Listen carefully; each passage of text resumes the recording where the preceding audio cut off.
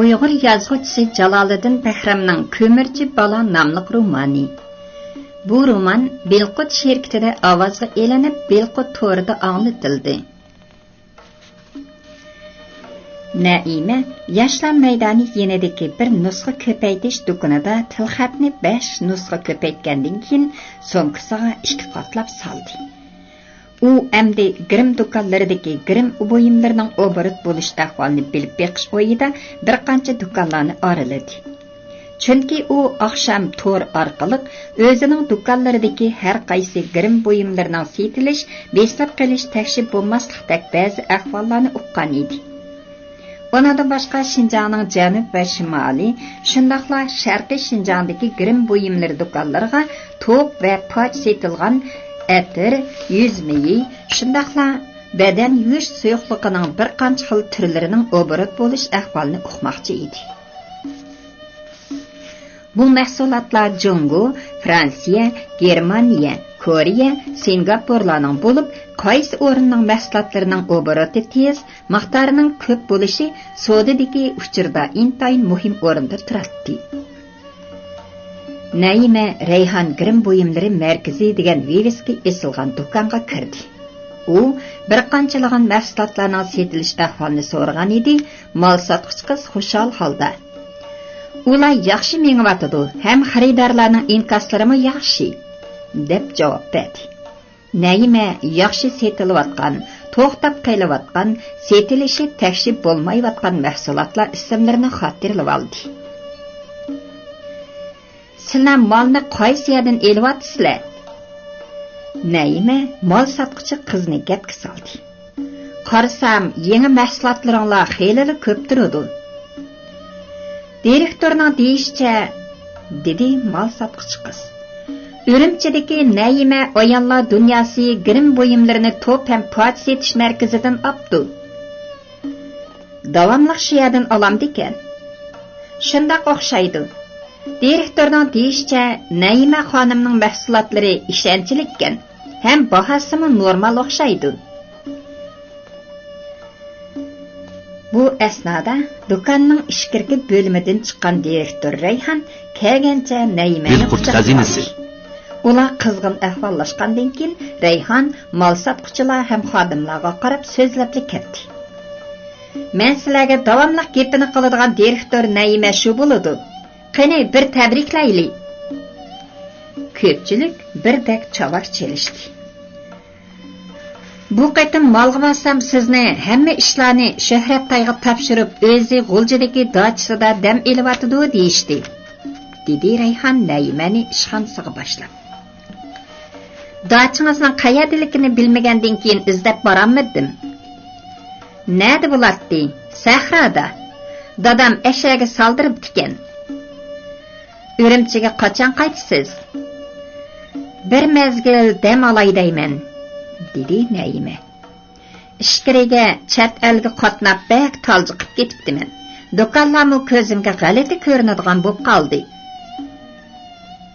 "G'oljilik yigitlardan birarini qo'lingizga qo'ndirib oldingizmi nima? Qo'ying sizni." Rayhan Naimani mehmon qilaman deb turgan edi. Naima bejardigan muhim ishining borlig'ini aytib, o'zini so'radi. U bakmu taslida Rayhan bilan xo'shlashib, tashlabkining oldiga kelganda tuyuqsizlab bir kimning "Naima" deb chaqirganini anglab turib qoldi. Bu chaqda yo'lning u tarafidan to'g'ri kesib, egiz, qomatlik bir yigit bu yoqqa qarab kulib kelmoqda edi. "Nima, meni tonimadingizmi?" Yigit kulib edi, uning op-oq nam tishlari ko'rindi. "Nimandaq odamni qo'rqitib chaqchiyib turasiz?" "Tova, tug'liqsiz. Ajab o'zgarib ketibsiz-a?" Qiz bo'lsa, yigitning to'rt tarafiga kashta qo'ndirilgan beg'irang Manchester do'ppisiga, so'z yeshil chaqmoq kaltiyan ko'ngligiga, qir chiqarilgan ishtaniga, meg'iz rang shiblitiga qarab hayratla qoldi. Bo'libmi uning pokiz bug'doy o'ng chiroyiga xo'pmi husn qo'shgan Kavkazcha buriti, yenib turgan cho'ng ko'zlari, qirliq burun, keng peshonalari har qanday qizning maylini tortib yuragiga o't yoqatdi. Shahar yigitlariga o'xshab qolganligimga o'shligingiz kelyapti. To'lib biljirlamang, siz ularga o'xshamaysiz. Oramizdagi xonga bir necha katman to'piz tashkillabdimanmi? Nima dedingiz? Naimaning ko'z oldiga darhalla oyoz kelgan edi. Bo'ldi, vaqirmang, bu degan ko'cha, uning ustiga shahar. Amsa, boyiqa gapni tushundiring, qaravoy. Mening ko'klamga to'la esilvanmangchi-mi? Jap. Bo'lmasa yomonlab qolaman. Xotin kishidak yomonlasangiz yomonlang. Endi qo'rqmayman. Hey, mavzuandarning og'zining askiligini qara. Heli baka. Amsa, uring aqini. Bo'ldi. Naima, xalqlar qarishyotdi. Ko'rishsaklar orolda tursiz urush qili. Amsa, o'tganda dachida nima dedingiz? Naimaning ko'zlaridan yosh to'kildi. Siz bilan ko'rishmayman, yuraklarim qonab ketadi degan odam chiroyli yasinib shaharda nima ish qilasiz? Biror paxpaygan xotin sovutib qo'yibdimi ya? Tova. So'zlab qopti bu Hazazul. Rast, so'zlab qoldim. Hey qiz, dedi to'g'liq qahr bilan. Men sizni izlab shaharga iz qo'g'lab keldim. Yuring, avval qursaqni to'yg'izib, ondan sizni o'ynataman bo'lamdi. Endi so'qishmaydigansiz. Rasli meni izlab kirganmi? Izbaray xudo. Endi so'qishmayman. Biroq yana nima biroq? So'qsa, Naima ko'zlari yosh yo'qi kuldi. So'qsa bek payzi bo'ladi ekan. Xuddi uzun yillik qadinaslardek. Shunga siz bilan so'qishqim kepli turadi. Undaqda tamoq yevilib men sizni so'qishga rosa aplik osmani keng bir yerga opray bo'lamdi. Hadanga, nima yeysiz? Peter Manta. Pa. To'liq tamoqlarini chaqildirib, qalpoqlarini tamishib ketdi. Ustiga qarmuch sepilgandan texi sho'rpalari temib turgan. Ular Baytullah oldidagi bir oshxonaga kirib Peter Manta yeyishdi. Ondan ikkisi har xil qutiliq sovuq ichimlik, mineral suv, mayliq to'qoch, 2 kaxcha non orliqiga 20 zix kavob oldi. To'g'liq birli isqirtib qo'l isharasi qilib edi, bir taksi aylanib kelib ularning oldiga to'xtadi. Kichik cho'qur, oqu aramgohiga opirib qo'ying, dedi to'g'liq shofirga engishib. Kichik cho'qur, cho'ng cho'qurlar Ili daryosining o'ng qanotidagi hadis go'zal manzaralik sayohat rayonlari bo'lib, ko'z yetkusiz o'rmon Ili daryo vodalarini qoplab turadi. Xuddi yeshil maxmal o'ttirsiga qora ipak yeb o'tkazgandek cheksiz o'rmon o'ttirsidan kesib o'tgan asfalt yo'l Chapchalning qo'g'inchi, qaynoq, Jag'istay qatorliq yeza sahralarga uzab ketdi. Kichik cho'qur, cho'ng cho'qurlar yo'lning ikki qanotidagi pastlikda bo'lib, selinib ketgan qizil, yeshil, oq, seriq ravoqlar, shipanglar, oshxona, restoran binolari, suv ustiga selingan aramgohlar. Qo'yib o'rmon orasidan xuddi kichik bolalarning oli yeshil tizma o'yinchiqlariga o'xshash ko'rinadi. Ili daryosining daraxt yiltizidek ayrilgan taramlari, qilin o'tlar, chatqallar, to'qayliqlar, yovu gullar höppida echilgan qirlarni aylanib, o'rmon ichiga kirib g'oyib bo'ladi. Ili xalqi to'y tukun marika, qatorchoy, xotiri kunlarni Ili daryosining kichik cho'qur, cho'ng cho'qur sayohat rayonlarida o'tkazadi.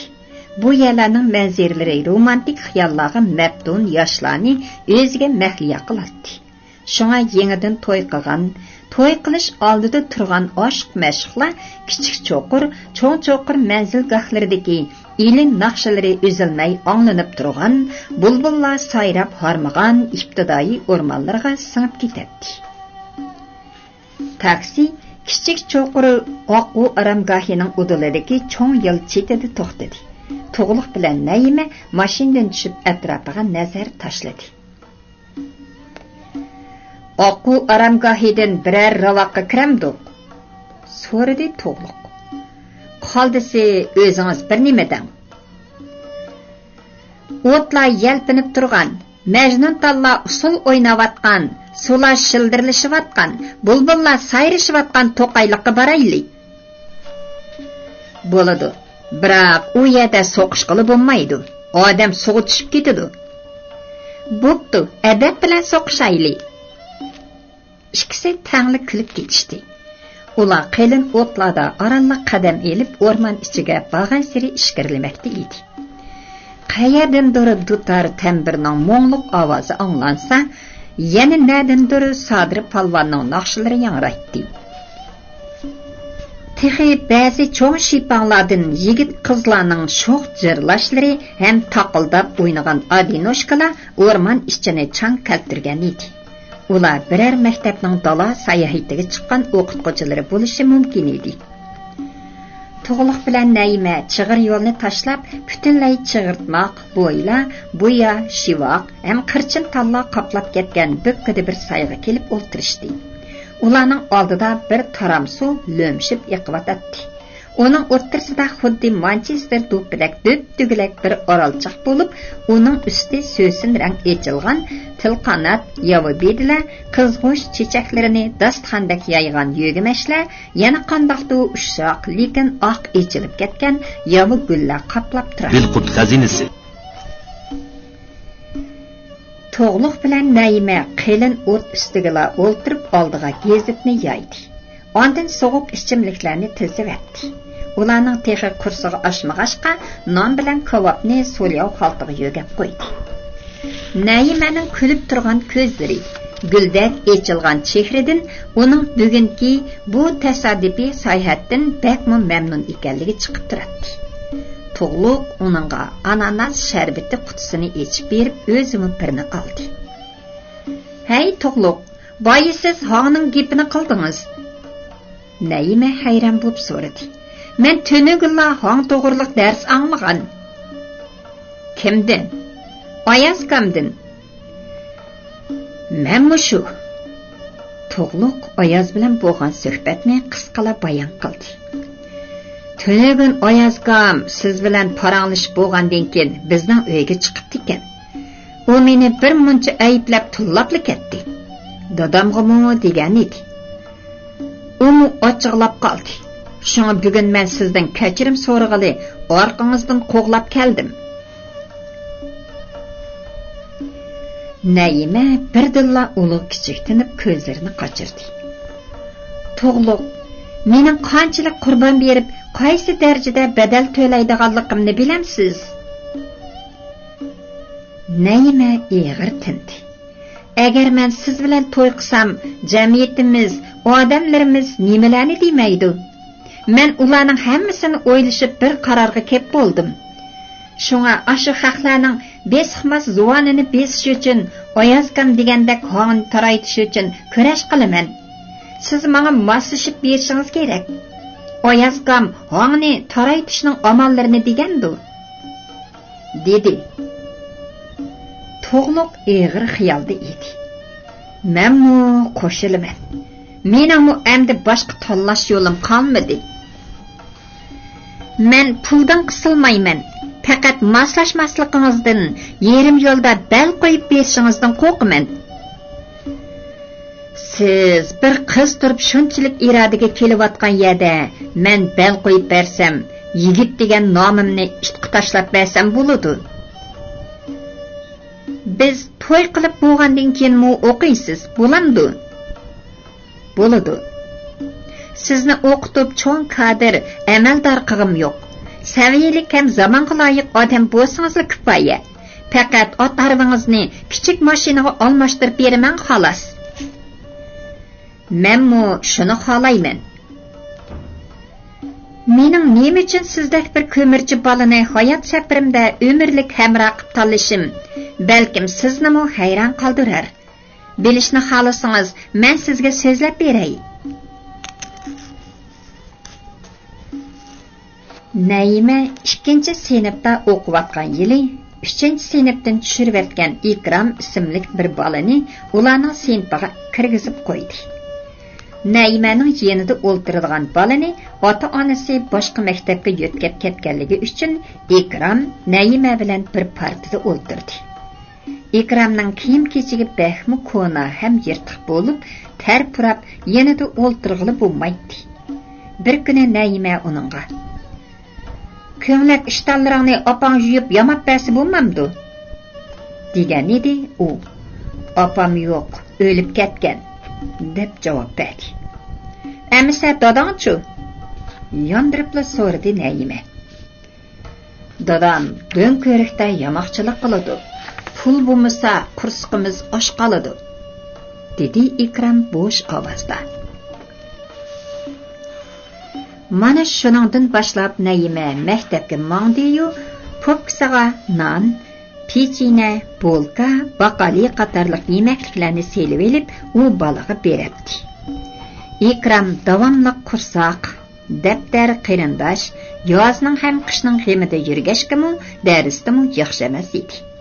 Shunga Naima bolalar darsdan tushganda Ikromga darslarni tushundiribdi.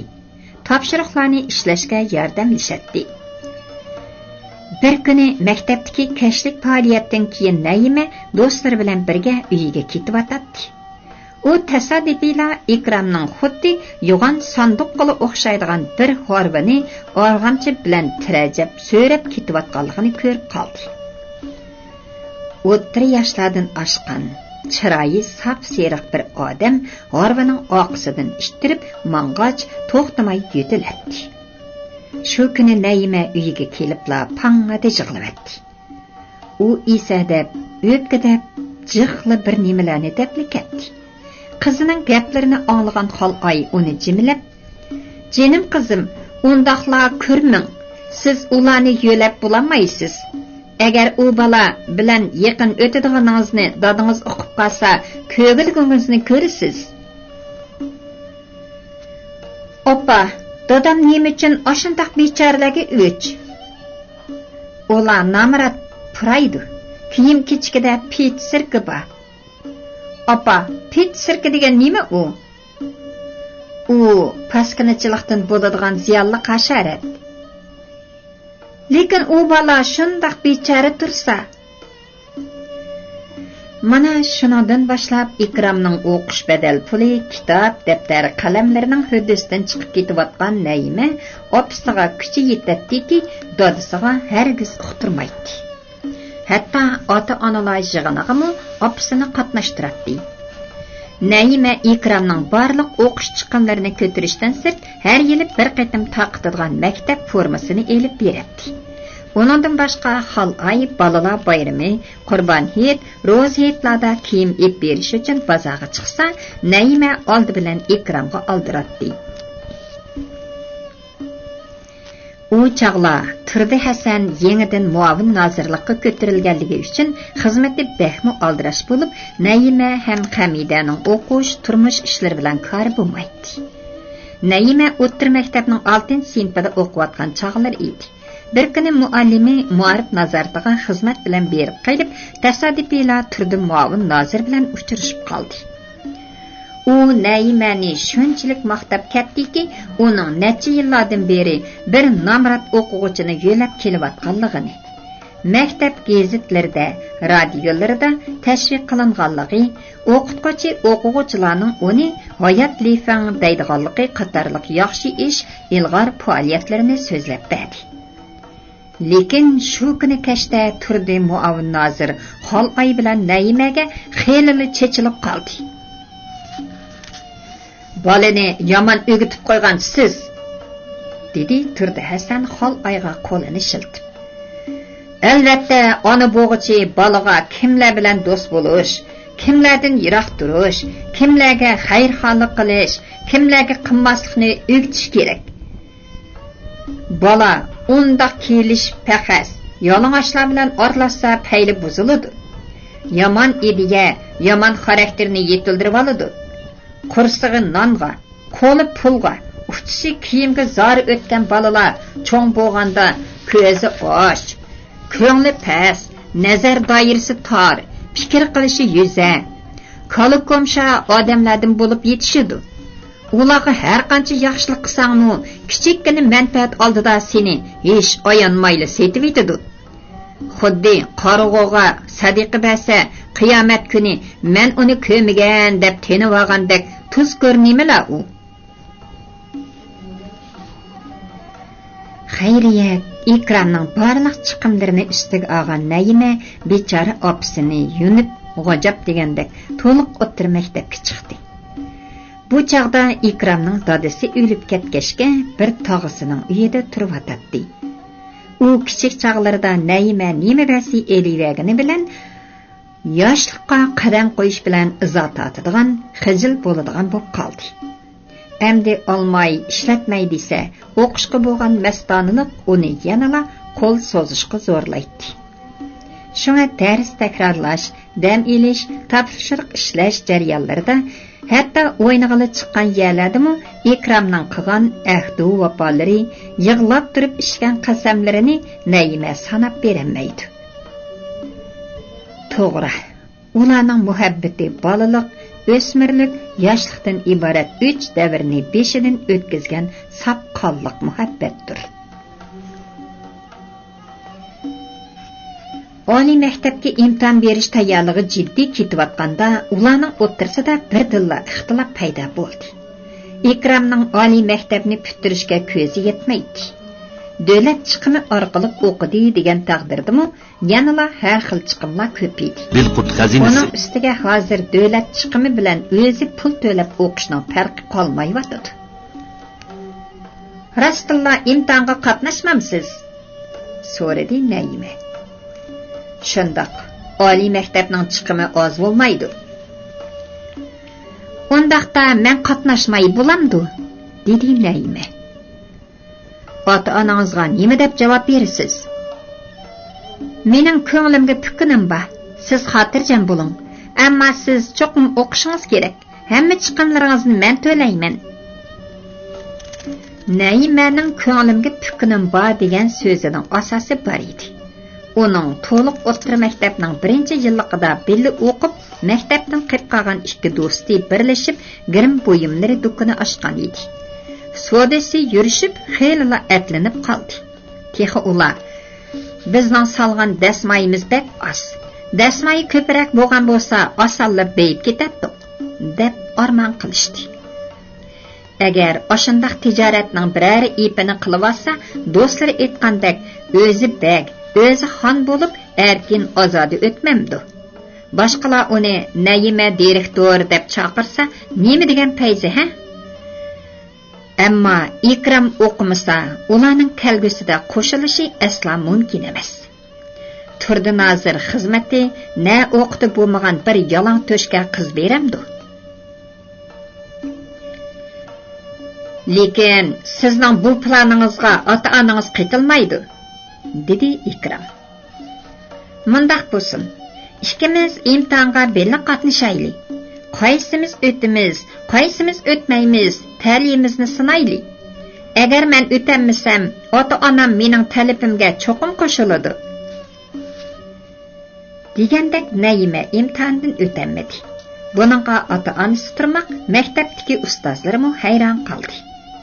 Ba'zilar, "Hey, imtihon degan ta'layga bog'liq ishkan.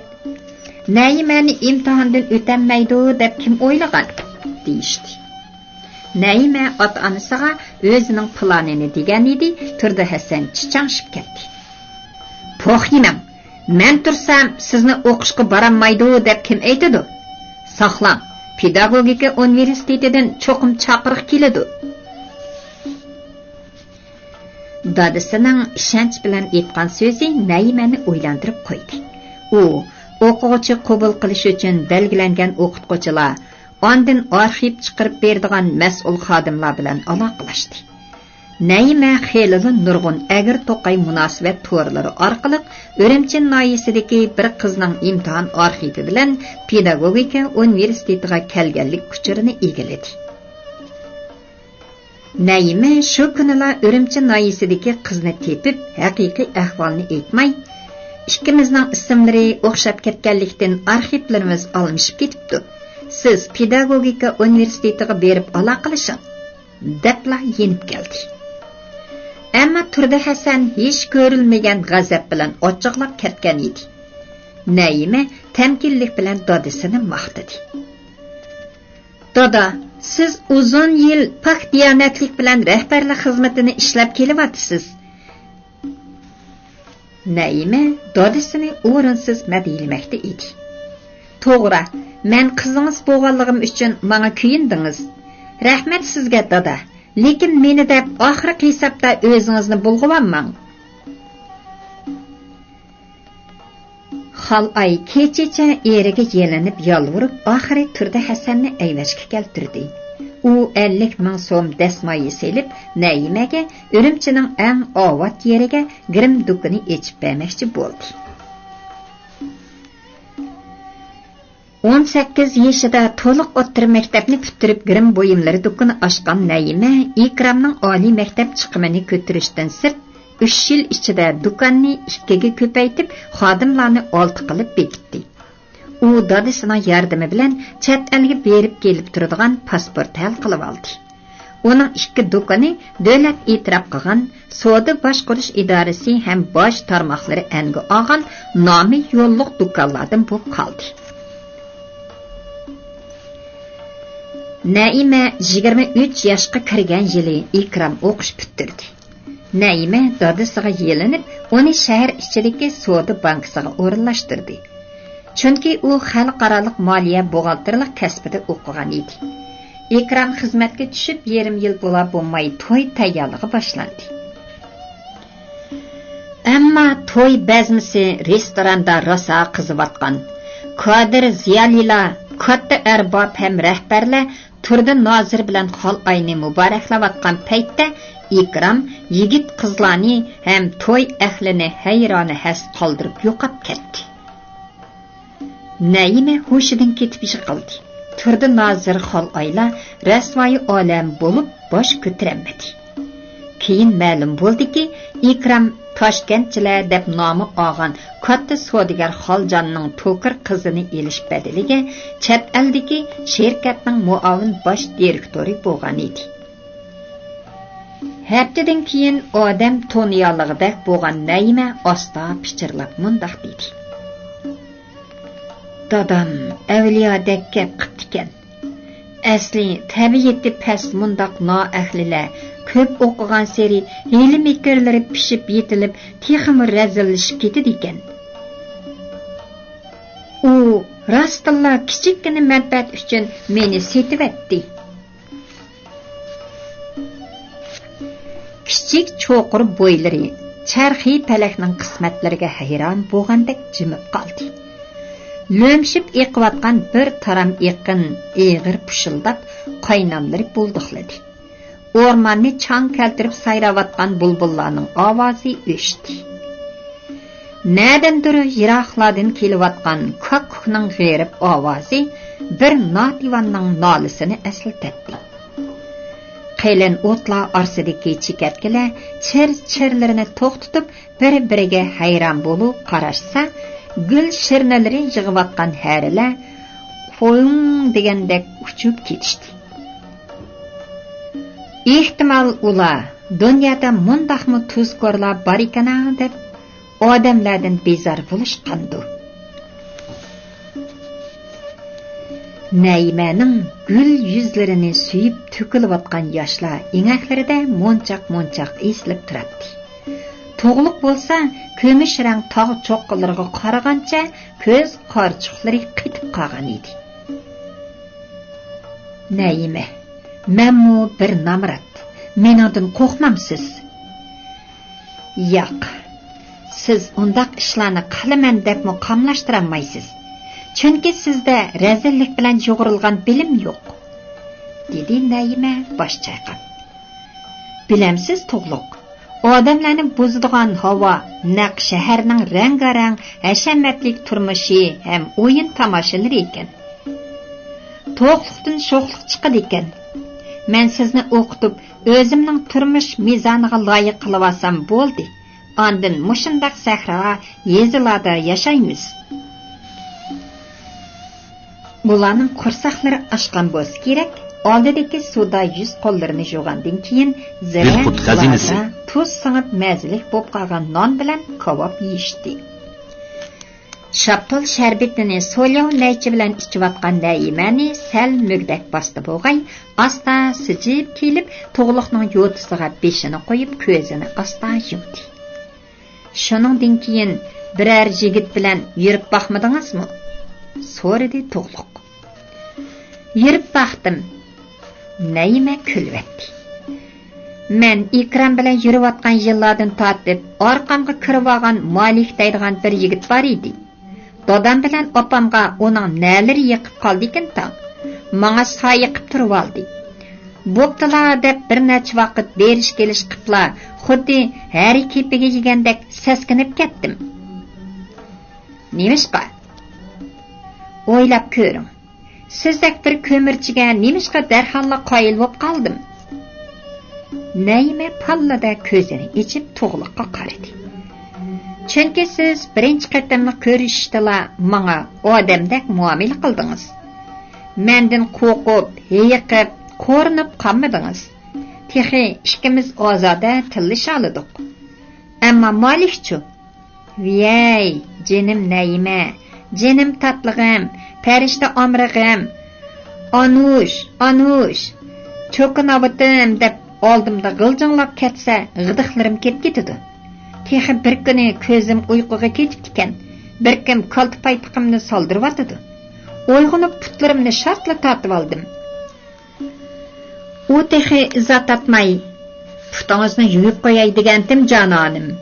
Devatmamda, "Bittap para azmayla motmot" deb tilvatdim. Shuning bilan ayrilib ketdingizmi? Ayrilib ketdim degili uning bilan yurib baqqanim yo'q.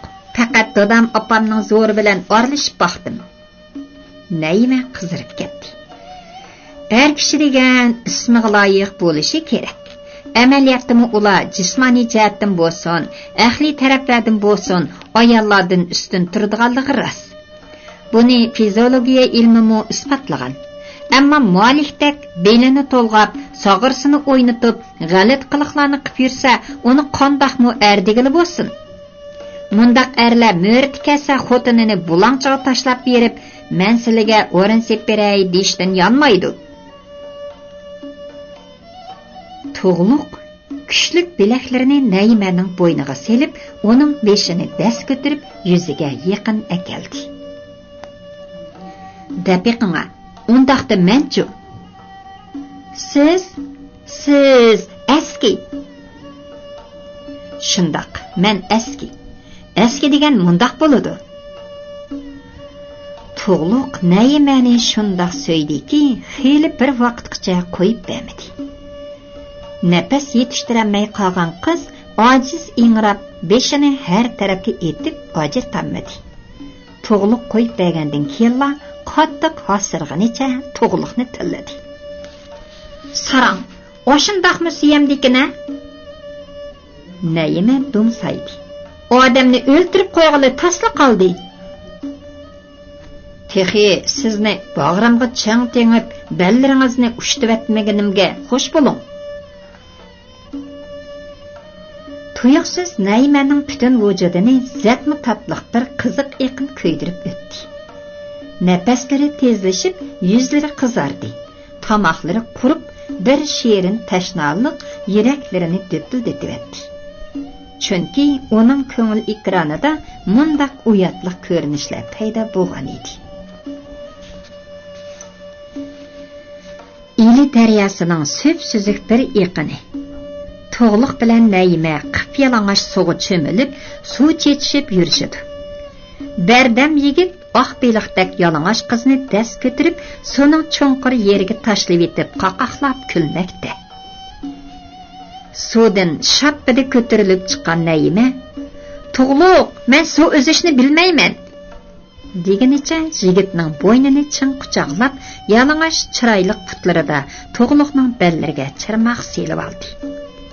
Ikki yalang'och badan irmishib-chirmishib ketdi. Kun ko'rmagan bir jup oppoq yumran ko'ksi kang ko'kraklarga chaplashib, xuddi shaptoldek mijildi. Kuchlik bilaklar talchiviqdek nozik, avirshin belni chin quchoqlab o'ziga tortdi. Tunji qitim yigitning yalang'och tenidan tarqagan o'tli harorat qizga olam shumul huzur ato qilib, behoshlik girdobiga elib keldi. Naima zaif, ammo tatliq tovlivetdi. "Jinim Tug'luq, bo'shroq, bellarim ushtilib ketadi." Mana bu Naimaning burun ko'rgan tushi. Hozir bo'lingan bag'rimga ching tengib bellaringizni ushtib etmaganimga xush bo'ling degan so'z Naimaning heliqi sirliq tushida sürgen şirin azaplarını yana bir qitim uning nozik badaniga qaytirib berib, yuragini tepchaklatib etdi. Tug'luq uning quliqiga tajallining ikki misrali qasidasini pichirlab degadak o'qidi. Lutf qil şirin labangdan bir asal yangliq xitob, kim oyoraj payqarodek bo'ldi ochiq intizor. Yashmisini dang. Naima pes ammo mungluq shivirladi. Ay suyimligim, shirin livangdan hasaldek bir xitob qilib, "Nadisan?" deb so'rab qo'y. Chunki intizor kunlari oyojaraz payqaradek ochiq bo'lib ketdi. Naimaning ko'zlari xumarlashib, qalin kirpiklar qora chumbardek yepildi. Nimadir kutgandek taraddudlandi. To'limi pes ammo laziz ohangda ingirgandek qildi. "Nadisan?" Kuchlik hayajon to'mirlar patmay sakravatgan qon, tartibsiz urayotgan yurak sho'xliqidan hosirab turgan Tug'luq. "Mana men" dedi-de uning yirik ammo parqaraq burutlari yumran lavlaga qayta sanchildi. Quyosh tag'ri tog'lari ham uning kang bag'ridagi edir qaptallarga so'sinrang soyilani tashlab makoniga oldiravotgandek qiladi. Eli daryosining oxirgi eqinlari olmosdek yaltirab ko'zlarni chaqatdi. Qalin chimliq ustida ko'zlarini yumgan holda ko'k osmonga qarab yotgan Tug'luq bilan Naima jimjit uyquga ketgandek qiladi. Lekin ular bir-birining yuzlariga qarashga petinolmayotgandek ko'zlarini xeyligacha ocholmadi. Ammo bu chaqda o'rmon ichidan dutor, tambur ham skripkachining bir yurish mo'nliq ovozi bilan ajoyib miskin vodariha anglandi. Naqshchi go'yo yurakidagi hamma nadomat dog'larini naqshisi bilan yuyayotgandek qiladi. "Naima?" dedi Tug'luq beshini yerim qayirib. "Nima degan mo'nliq naqshi ha? Ovozdan taniyolmadingizmi?" "Tanishli turadi." "To'g'ri, dadam qator chayqaganda shahardan ochiqqan o'zi vichikkina, burunlari egiz, yuzlari quymoqdek odam shu. İsmi yodimdan ko'tarilibdi. İsmi Inambara." To'g'ri, dal shu odam." Naima ko'zini echib qiypash tiklangan quyoshga qaradi. "Sizmi taniydigansiz?" "Men No'g'aytudagi tuqqanlarnikiga borganda u odam bir amo bilan naqsh aytgan. Inambara bog'u qarang, qadimgi tekislarga bek usta. Berib anglab boqamdiq." "Bo'ladi, bir narsalarni endi yig'ishtiraylik, qaytadigan vaqtimiz bo'lib qoldi." Ular beka bo'lgan quta, so'lyav botolkalarni bir so'lyav xaltaga selib, chig'ir yo'l bo'yiga qo'yib qo'ydi. U yerdan eski tuski yiquvchilar yig'ib ketadi. Tug'luq bilan Naima bo'kkidi jigan qarqatlardan o'tib, yop-yeshil o't bilan qaplangan majnun talliq yalang'liqqa chiqib qoldi. Inambara Naqshi aytayotgan so'rin atrofiga naqshxumarlar, sayohatga chiqqan tomoshabinlar ham yo'lovchilar to'plashib olgan edi. To'g'liq bilan Naima so'ringa selinib ketgan gilamlar. Qo'sh yostiqlarga chaynaklagan katta boylardan Azamboy, Obzar xo'ja nazar xilpatlarni yondin ko'rdi. Ular maktab sog'an, yo'l yasagan, chet elga o'qishga chiqqan o'quvchilarni yo'lagan ma'rifatparvar, xalq so'ygan boylar edi. To'g'liq bilan Naima dasturxonlardagi to'nir kavob, zig' kavob, parmoda, somsa, qo'rdoq ham har xil esil qo'rmalarni ko'rib sal aymandi. Lekin ular xalqlarning oqsida turg'ashqa naqshchini ko'rmadi. Şuna ular so'rinni oylanib oldiga o'tishi bilan saqchi boshlig'i Mahmud Ziya, andin Obzar xo'ja, Ag'zam to'rlarning o'ttirsida o'ltirgan Turdi Hasan bo'lsa, to'g'liq bilan Naimaga xanjardak qadaldi. Putqollari titrab yiqilib tushgili tasliq olgan Naima orqasiga burilibla ketib qoldi. Ular shu ketgancha shaharga kirib, andin chilonliqqa yurib ketdi. Biroq ularni so'rinda o'ltirganlar oshkora ko'rib qilishdi. Tunazir, bu Bi'amdulla, sizlarning qizlariga zapmi o'xshaydi-ku-na? Dedi To'kir laqamliq savdogar Shahidulla chaynalarini chachirtib. Yo men xato ko'rib qoldimmi o'zi? Tova desizlar? Turdi Hasanning yuzi po'kandak esildi. Silini tuyoqdan ketib qoldimikin desak, ko'zlardanmi ketgan o'xshamamlar. Ag'zam to'ra bir chaqlarda muzlab qolgan yuragiga o't sog'an Naimani aniq ko'rdi. Uni to'qayliqqa so'ritib, xom tamada och kekirib yurgan Ag'zam to'ra qizining qishidagi egiz, qomatlik, kelishgan yigitni ko'rib ichi tortildi. Shunga u zahrini to'ydirmay turdi Hasanga tiqdi. Tunazir, hadis sherifda bir rivoyat bor ekan. Bir so'rinda Muhammad payg'ambarimiz o'ltirganida tasodifiy Hazrati Ali kirib qopdi. Rasululloh o'rnidan turib, Hazrati Aliga salom qilib, to'rni bo'shtibdi. Dedi Ag'zam to'ra og'zini tamshib qo'yib.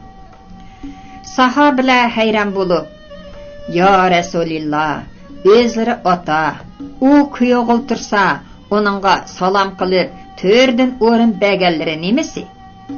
deb so'ragan ekan.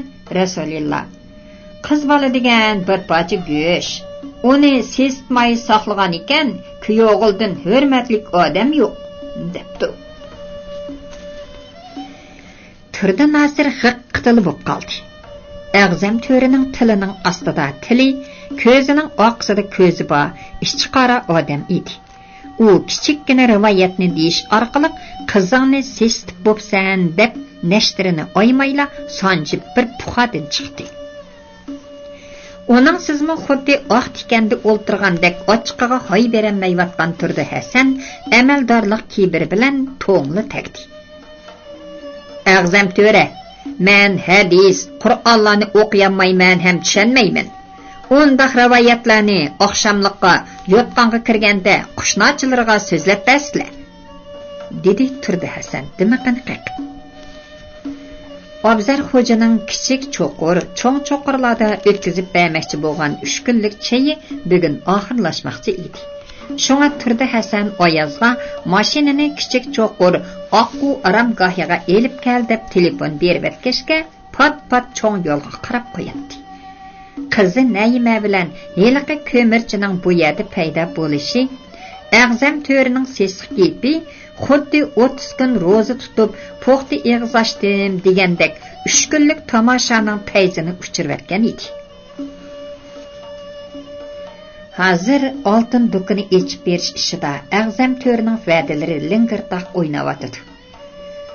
Turdi Hasan uningga ishonishni yoki ishonmasligini bilmay qoldi. Agar Rasululloh bu hiylagar tulka quyruqini tutqizmasa, Turdi Hasan o'gay qizi Naimani yemchiq qilib, qovuzning talibini osonla indak keltira oladi.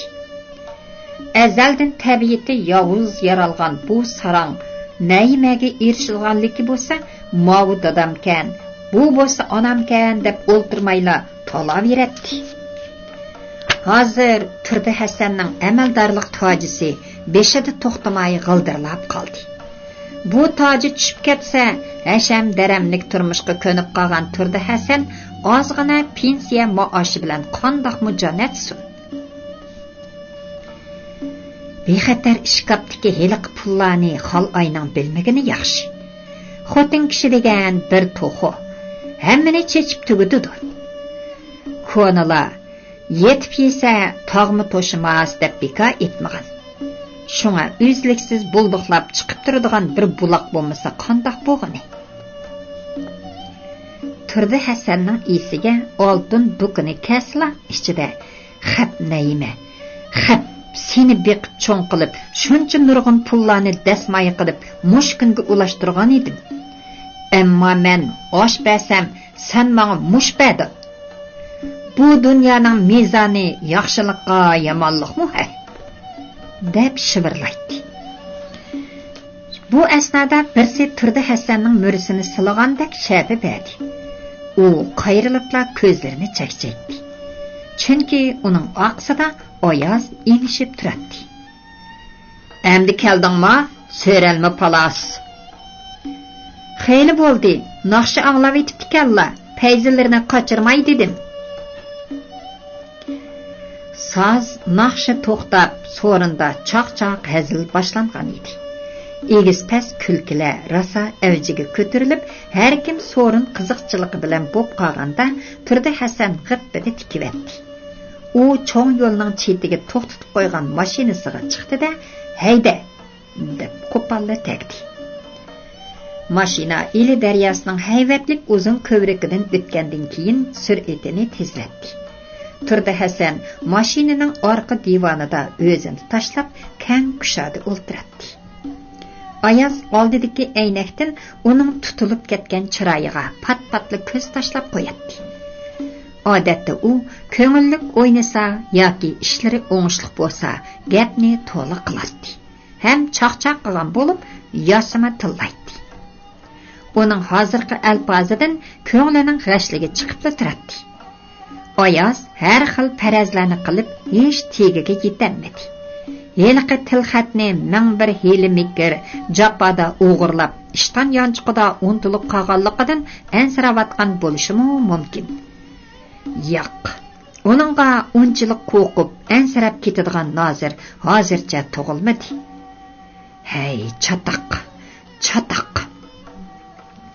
Qovuz degan xomkalla tayoq ochig'ida hamma ahvolni dodisiga degan bo'lsa, Ag'zam to'ra bilan Nozir bir nima deyishib qoldimi-ya? Yo'q, bu faraz qamlashmadi. Agar qovuz u kunki ishni desa, o'zini saqchiga tutib berganlik bo'lmamdi. Bir Nozirning oyog'iga uyqu dorisini ishkizib, uni yalang'ochlab, rasmga tortish bu degan qonunga xilofda.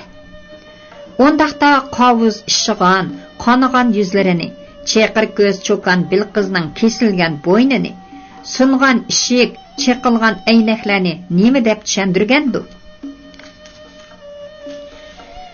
Ayaz oldidagi so'qchoq aynakka qarabla ko'zlarini qochirdi. Turdi Hasanning yuzi bog'an seri ko'kirib, ko'zlaridan zahardek ushqunlar chachirmoqda edi. Bu odamning yuziga so'qilgan bulut hargiz bo'ron chapqinsiz o'tmaydi. Dachiga bara-bamayla Iran daryo bo'yidagi o'rmonda bir kecha nima qilishding deb Oyazning koniyini bo'g'ib, xol ayni sur to'qay qilib etammi? Bir-biridan vahimali xayollar kallasiga kirib olgan Oyaz hech bir xulosaga kelolmay ketayotganida Turdi Hasanning "Oyaz" deb chaqirishidan cho'chib ketib, qo'lidagi rol qalaymaqan pirqirab ketdi. "Hey kalva, ko'zing yo'qmi? Stolbiga uskili tasla qolding ha?" "Kechirsilar, Tunazir. Oysima esimga kelib qolib. Bo'ldi endi. O'lganning oqsidan o'lgili bo'lmaydi. Oysimani deb meni o'ltiramsan-ya." "Xo'sh, Tunazir, chaqirganda qilib edilar. Biror gap bormidi?" Өткенде Әғзәм төрінің үйеден қачан қайттыңла? Эй, Аяз, иплас, ролны равырс тұт. Құдая това, бұл қымсығы немі болғанды, Бая тас қалды үстолбығы өскілі. Әмді болса, удул чоң машинаның астығы кіріп кетіп атыды дейсе? Айсиме өліп, бұл әркек хайванның бір елір құтырап қаллысыға хотын атлық жын кіріп алған мұ неме? Туназыр, хапумысла, Айсиме кечеден түшімге кіріп қапты кен. Демедім мұ, ол қандек яның хапылығы да сараң бопты бұл әврәз бақсы. Turdi Hasan sal pastga tushdi. Ha, nima demoqchi edim? Parqoyimni uchirib livatda bu chalma. To'g'ri. O'tganda Ag'zam to'rining uyidan qachonroq qaytdinglar? Ko'p o'ltirmadik. Ayaz o'zini pastda tutib oldi. Zarifxon og'acha nazirga ketibdi ekan. Yeliqi cheqir ko'z cho'kan kutib oldi. Şoňa Xal ay xonim qo'yadigan odamatchiligini qo'yib, birdamdil yenib chiqdi. Baldır qaytqaninglar obdan bo'pti, dedi Turdi Hasan gattadi kekirib qo'yib. Sizlar ketgandan keyin heliq cho'kanning ojirishib ketgan eri mast kirib, ishiklarni sundirib, derizlarni chiqib, cho'kanni bo'g'izlavatgili tosli qapti. Qavuz tosqan ekan, unimi qattiq urib ho'shdan ketkizib etibdi. Uning ikki tishi sunib, bir ko'zi qon uyib ketibdi. Hozir yo'tsini ko'taramay, ostoyoqda dingoslab yurgidek. Ayazning ko'ngli joyiga tushib, yenikkina tin oldi. Necha kundan beri Xal ay bilan ikkisining andishisi, eg'ir tayoq yeb ketgan qovuzning ota-onasiga bu ishni qanday tushundirishi muhim edi. Degan bilan u xeyla aqlini jo'raganda qiladi.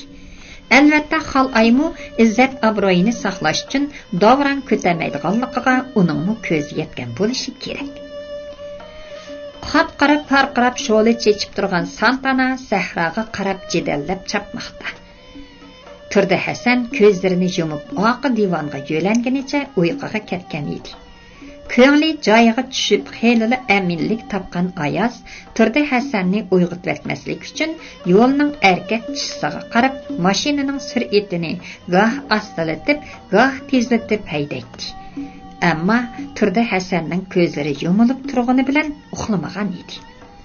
U Naima bilan Xal ayning adibini qandoq berish haqida kursig'ida cho't so'qib atdi.